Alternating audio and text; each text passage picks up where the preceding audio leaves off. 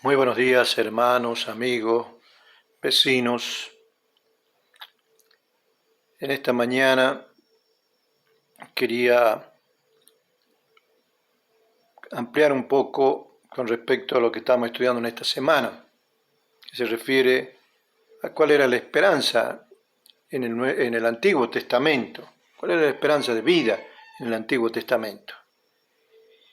Y haciendo una síntesis de todo eso, quería decirle que Dios estableció el plan de redención para contrarrestar y revertir los efectos nocivos del pecado, restaurar la tierra y devolverle al medio ambiente y la vida misma su perfección original.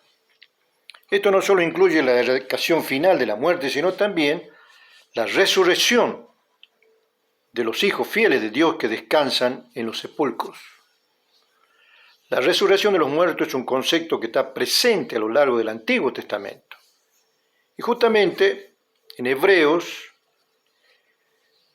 nos dice que Abraham estuvo dispuesto a sacrificar a su hijo Isaac porque creía que Dios tiene poder hasta para resucitar a los muertos. Así dice en Hebreos 11:19. Según la versión Dios habla hoy. Dios habla hoy, que es la versión popular de la Biblia. Y Job declaró también: pero yo sé que mi Redentor vive y que al fin se levantará sobre el polvo y que después de deshecha está mi piel, en mi carne he de ver a Dios. Lo veré por mí mismo, mis ojos lo verán, no lo de otro. Pero ahora mi corazón se consume dentro de mí. Job 19, 25 al 27.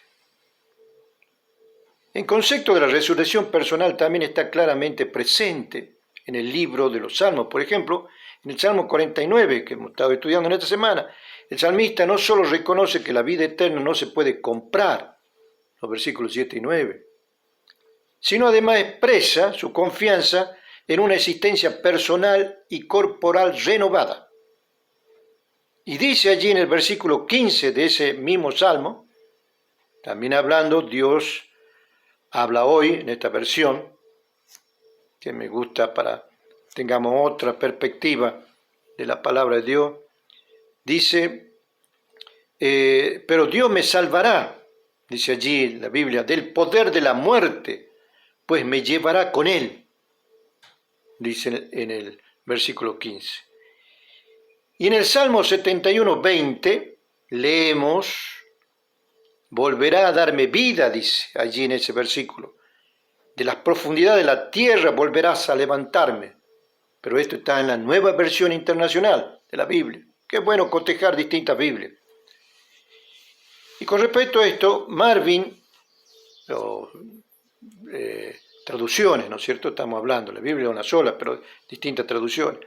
Marvin Taitti explica que en cuanto a este texto, que estamos últimamente hablando, no se debe forzar el significado literal del lenguaje, pero cuando se lee como la oración de alguien en edad avanzada, apunta hacia un tipo de restauración de la vida por medio de la resurrección. Comenta él, en el que el lenguaje del inframundo y el renacimiento de la vida se usa en relación con los calamitosos problemas de los vivos. Comentaba él, Marvin Taitti, en un comentario bíblico que escribió. Hablando también en Isaías 26, capítulo 26, es uno de los pasajes del Testamento más significativos sobre el destino humano, sobre la destrucción final de los impíos. El texto dice, allí dice, hablando ya en la nueva Biblia internacional, ya están muertos y no revivirán, decían de los impíos.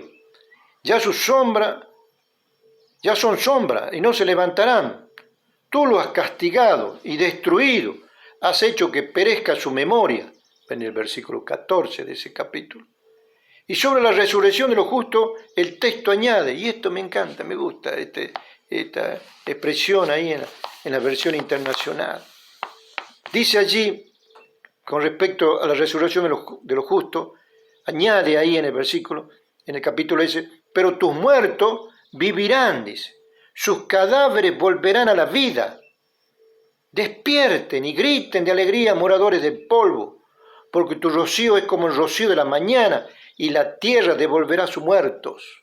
Está hablando claramente de la resurrección. Fíjense, ¿no?, en el Antiguo Testamento, donde estaban poniendo ellos su esperanza. Entonces, Isaías 25:8 dice, Dios destruirá la muerte para siempre, enjugará de todos los rostros toda lágrima, como dice en Apocalipsis, y borrará de toda la tierra la afrenta de su pueblo. El Señor lo ha dicho. Es la palabra de Dios. Y el libro de Daniel confirma el concepto bíblico de la resurrección como la única forma en que tanto los muertos justos como los muertos impíos pueden recibir sus respectivas recompensas. Daniel 12, 2 y 3 declara, muchos de los que duermen en el polvo de la tierra serán despertados, uno para vida eterna y otro para vergüenza. O sea que hay dos grupos que van a resucitar, dos resurrecciones. Y confusión perpetua van a resucitar algunos. Los entendidos resplandecerán como el resplandor del firmamento, y los que instruyen a muchos en la justicia serán como las estrellas por toda la eternidad. Y Malaquías 4.1 agrega, de 1 al 3, capítulo 4, 1 al 3, contrasta la manera drástica, la aniquilación final de los malvados y la vida eterna de los justos, que pisotearán la ceniza de los malvados, dice el versículo 3. Nueva. Otra versión esta. Con esto, amigo, hermano, el Antiguo Testamento habla claramente el deseo humano de alcanzar la vida eterna, de la espera de un mundo renovado y de la certeza de la resurrección de los muertos. Estos conceptos básicos, que te decían antes, se convertirán en la esperanza fundamental en el Nuevo Testamento. Por eso, el Nuevo Testamento también subraya, y esto quiero terminar con esto, el poder vivificante de la palabra de Dios. O sea que la palabra de Dios tiene poder para vivificar a una persona. Y hoy día, tanto usted como yo, o como las iglesias, nos preguntamos cuál es la mayor necesidad de la iglesia, o la tuya o la mía. ¿Y sabe cuál es? Como dice allí la carta a la Odisea, a la iglesia de la Odisea, necesitamos un reavivamiento, necesitamos un despertar, necesitamos vivir de nuevo nuestra vida espiritual, porque pareciera, como dice allí, estamos como muertos y necesitamos vivir de nuevo en nuestra vida espiritual, hablando de la vida espiritual. El relato de la creación en Génesis declara, Dios dijo, y así fue. Esta es la versión Dios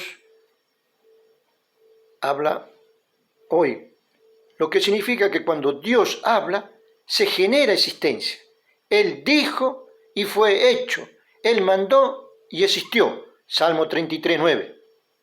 Pero no estamos hablando de ciertas actividades pasadas y futuras de la palabra divina, sino de un proceso continuo y sostenido en el poder divino.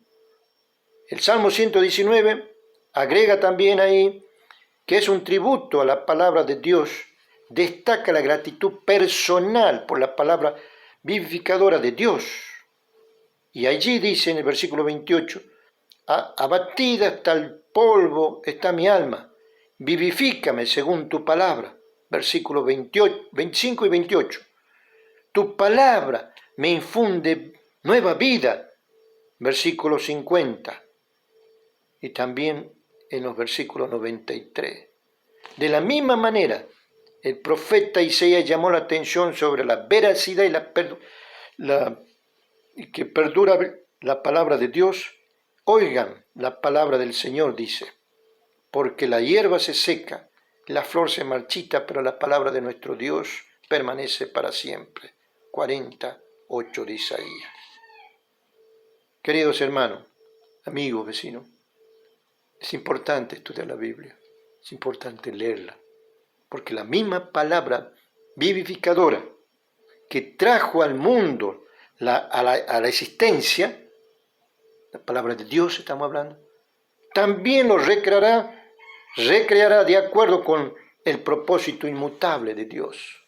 O sea, te invito a que haga un nuevo compromiso de estudiar la palabra de Dios o de leerla todos los días, porque allí también hay poder en la palabra para vivificar a una persona, para darle vida a su vida espiritual, tanto para ti como para mí.